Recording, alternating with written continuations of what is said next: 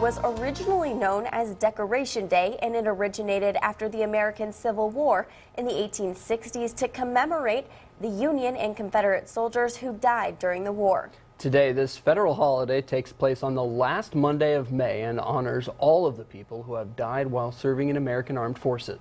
Our Lance Schwartz joins us now with a special Memorial Day weekend edition of Lance's Journal. Lance? Guys, we really do have a special weekend coming up here. Good time to stop and think about freedom in America. Milo Bartek was born in April of 1924, and he graduated from Weston High School near Wahoo in 1941. In 1944, Milo was drafted into the U.S. Army and became one of 28,000 soldiers who boarded a ship called the Queen Mary and headed off to the European theater of war to serve under one of the most famous leaders the United States has ever known. Shortly after he was drafted, Milo Bartek found himself off the shores of France, preparing to storm the beaches of Normandy. So they dropped the gates, and we run right out in the English Channel to get on land.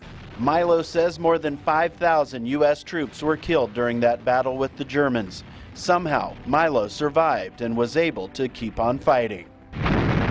We all jumped into boxcars. A train took Milo to Metz, France. General Patton was waiting for us. And General George S. Patton Jr. was ready to battle. He wanted to get the job done. At a pace never equaled. We just fought on and on and on and on. Patton's Third Army swept across the continent of Europe. No other American leader was more colorful, more successful, or as this 91-year-old former farmer will tell you, tougher on his troops. He drove us very hard. Sometimes we'd go damn near 4 days without a break. Milo fought in the Battle of the Bulge. We slept in snow just like animals.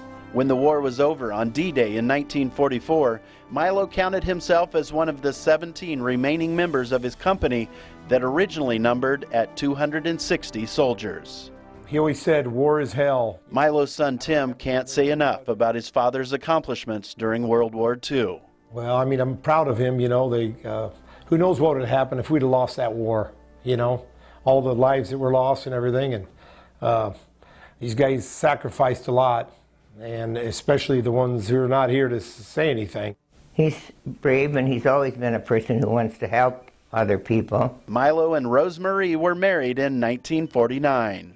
I married the day after Valentine's Day, so I had a Valentine for 66 years. Milo and Rosemarie had 6 kids, and now they have a family of 47, and they all admire the great war hero they call Milo, Dad, Grandpa, and Great-Grandpa.